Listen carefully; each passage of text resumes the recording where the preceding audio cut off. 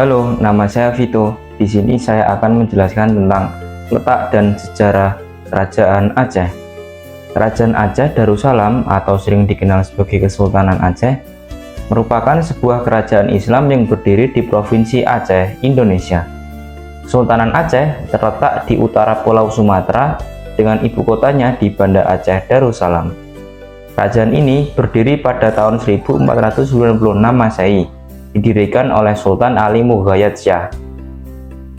Pada awalnya, kerajaan ini berdiri atas wilayah Kerajaan Lamuri, kemudian menundukkan dan menyatukan beberapa wilayah kerajaan sekitarnya, mencakup Daya, Pedir, Lidie, Nakur, dan pada tahun 1524 wilayah Pasai sudah menjadi bagian dari kedaulatan Kesultanan Aceh diikuti dengan Aru. Kerajaan Aceh lalu terus berjaya hingga masa keruntuhannya pada tahun 1903 Masehi yang dipengaruhi oleh beberapa faktor.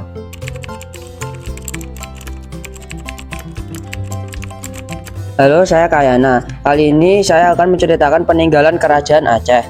Peninggalan Kerajaan Aceh adalah berbagai benda, bangunan, dan lokasi yang merupakan saksi kejayaan dan kesatuan kerajaan Islam di Sumatera.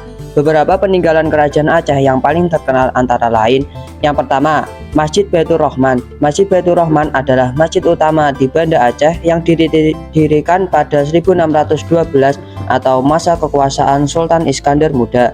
Masjid ini merupakan pusat ibadah, pendidikan, dan peradaban ilmu agama Islam. Yang kedua, Benteng Indrapatra. Benteng Indrapatra adalah benteng yang didirikan pada masa pra-Islam oleh kerajaan Hindu-Buddha, terdapat di bibir pantai menghadap ke Selat Malaka. Benteng ini merupakan saksi kekuatan dan keberadaan kerajaan Hindu-Buddha sebelumnya. Yang ketiga, Taman Sari Gunungan. Taman Sari Gunungan adalah taman yang dibangun oleh Sultan Iskandar Muda pada masa pemerintahannya. Taman ini merupakan tempat bersenang-senang permaisuri Sultan Iskandar Muda. Yang keempat, Makam Sultan Iskandar Muda. Makam Sultan Iskandar Muda terletak di kawasan Kerweng Daroy berdampingan dengan Museum Aceh. Jejak makam pernah dihilangkan oleh Belanda ketika Perang Aceh, tetapi pada 19 Desember 1952 lokasi jejak makam dapat ditemukan kembali. Yang kelima, Meriam Kesultanan Aceh. Meriam Kesultanan Aceh merupakan meriam yang berfungsi untuk mempertahankan wilayah dari serangan para penjajah. Ada 3 meriam peninggalan Kerajaan Aceh yang terletak di Aceh Barat atau daerah Gampong Drieng Rampak, Kecamatan Arongan Lambe. Yang keenam, ada uang emas Kerajaan Aceh. Sejumlah 300 keping dirham emas dari masa Kesultanan Aceh Darussalam pernah ditemukan di Kecamatan Kota Raja, Banda Aceh. Peninggalan-peninggalan Kerajaan Aceh ini merupakan saksi kejayaan dan kesatuan kerajaan Islam di Sumatera. Yang ketujuh, Hikayat Aceh. Hikayat Aceh adalah sebuah karya sastra klasik yang ditulis untuk memuji Sultan Iskandar Muda dari Kerajaan Aceh Darussalam. Teks ini adalah salah satu dari naskah-naskah historis yang menceritakan tentang tokoh, hubungan, dan genealogi pemerintahan di Aceh. Tidak diketahui pengarangnya, tetapi teks ini telah menjadi salah satu sumber landasan yang sejarah Kesultanan Aceh dan memperkuat teks-teks lainnya selama periode. Hikayat Aceh merupakan karya intelektual yang ditulis dalam bahasa Jawi dan hingga saat ini hanya tersedia 3 salinan dari teks ini.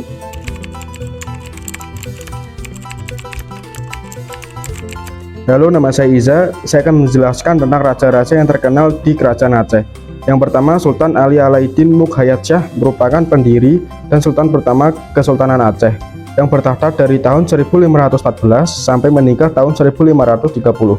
Saat ia diperangkat, Sultan Ali Alaiddin Mukhayat Shah memulai kampanye militer untuk menguasai bagian utara Sumatera. Kampanye pertamanya adalah Daya di sebelah barat laut yang menurut Tommy Pires belum mengenal Islam.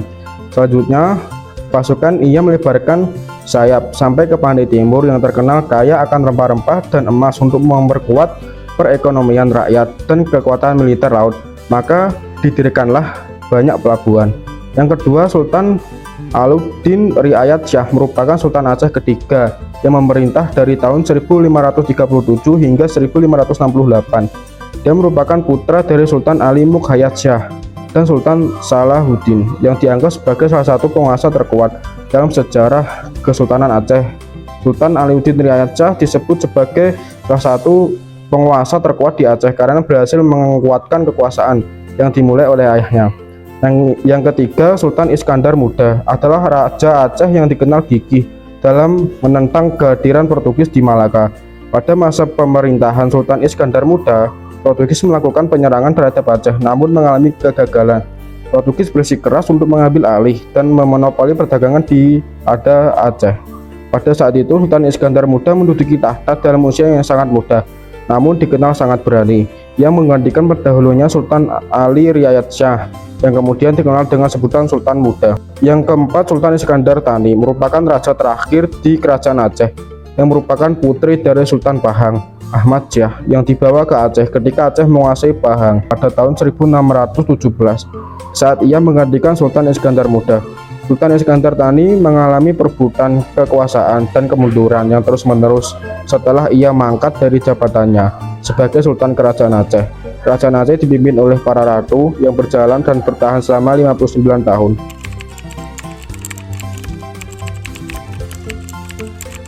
Halo, saya Muhammad Eldi. Saya akan menjelaskan tentang corak kehidupan di Kerajaan Islam Aceh. Kerajaan Islam Aceh sendiri diwarnai oleh kuatnya pengaruh Islam yang terus terasa sampai sekarang. Dengan diterapkannya syariat Islam secara ketat di Aceh, mari kita lihat lebih dalam corak kehidupan di masyarakatnya. Yaitu yang pertama ada di pusat perdagangan dan pelayaran. Berkat lokasinya yang strategis di ujung Sumatera, Kerajaan Aceh menjadi pusat perdagangan yang ramai dan makmur. Pelabuhan Aceh dikunjungi pedagang dari berbagai penjuru dunia termasuk Arab, Persia, Turki, India, dan Cina, hingga negara-negara Eropa. Kemajuan ini turut didukung oleh sistem perdagangan bebas yang diterapkan kerajaan sehingga memudahkan pertukaran barang dan menarik minat pedagang asing. Yang kedua ada di kehidupan sosial yang agamis. Kerajaan Aceh tidak hanya menjadi pusat perdagangan tetapi juga pusat perkembangan agama Islam. Para sultan, khususnya Sultan Iskandar Muda dan Sultan Iskandar Thani, memberikan perhatian besar terhadap bidang agama. Mereka mendukung penyebaran Islam melalui kegiatan dakwah yang dilakukan oleh para sufi. Selain itu, berkembang pula tradisi intelektual Islam dengan banyaknya ulama yang menghasilkan karya tulis berupa tafsir, fikih, dan tasawuf. Struktur sosial berjenjang masyarakat Aceh pada masa itu terbagi dalam beberapa lapisan sosial. Golongan tertinggi adalah Teku, yang merupakan bangsawan dan kerabat kerajaan mereka, memegang peranan penting dalam pemerintahan. Berikutnya ada golongan Tengku, yaitu para ulama yang memiliki pengaruh besar dalam kehidupan masyarakat. Mereka menjadi penasehat sultan, memimpin lembaga pendidikan Islam, dan menjadi imam di masjid. Dan selain itu juga terdapat pula golongan rakyat biasa yang bermata pencaharian sebagai petani, pedagang, dan pengrajin.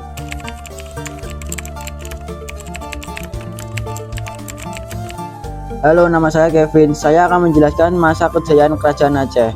Kesultanan Aceh mencapai puncak kejayaannya pada permulaan abad ke-17 pada masa pemerintahan Sultan Iskandar Muda. Pada masa itu, pengaruh agama dan kebudayaan Islam begitu besar dalam kehidupan sehari-hari masyarakat Aceh.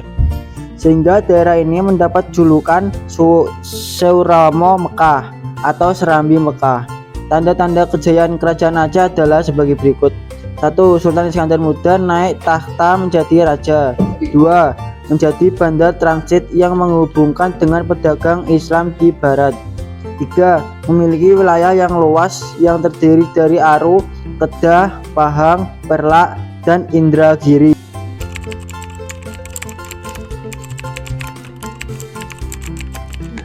Halo, saya Farel.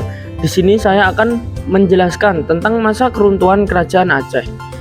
Kerajaan Aceh adalah kerajaan yang cukup kuat, tapi akhirnya kerajaan ini runtuh karena beberapa penyebab. Berikut adalah berbagai penyebab dari keruntuhan Kerajaan Aceh. 1. Konflik internal bangsawan. Konflik internal di kalangan bangsawan setelah kematian Sultan Iskandar Muda tahun 1636. Perebutan kekuasaan di antara para bangsawan mengakibatkan lemahnya otoritas pusat dan melemahnya kerajaan. 2. Perang Saudara. Pada masa pemerintahan Sultan Alauddin Johansyah 1795 sampai 1824, Kerajaan Aceh menghadapi perang saudara yang merusak. Konflik ini menyebabkan keruntuhan lebih lanjut dalam struktur pemerintahan Aceh dan menghabiskan sumber daya yang berharga. 3. Terakat Sumatera. Pada 1871, Terakat Sumatera atau Sumatra Treaty dibuat yang menghasilkan perubahan signifikan dalam hubungan Aceh dengan Inggris. Terakat ini membuat Inggris tidak lagi melindungi kerajaan Aceh dari invasi banyak Eropa lainnya, meskipun sebelumnya telah ada perjanjian berdasarkan Terakat London tahun 1824. 4. Belanda menginvasi Aceh. Pada 1873, Belanda melancarkan invasi besar-besaran ke Aceh yang dimulai dengan serangan terhadap ibu kota kerajaan, Banda Aceh.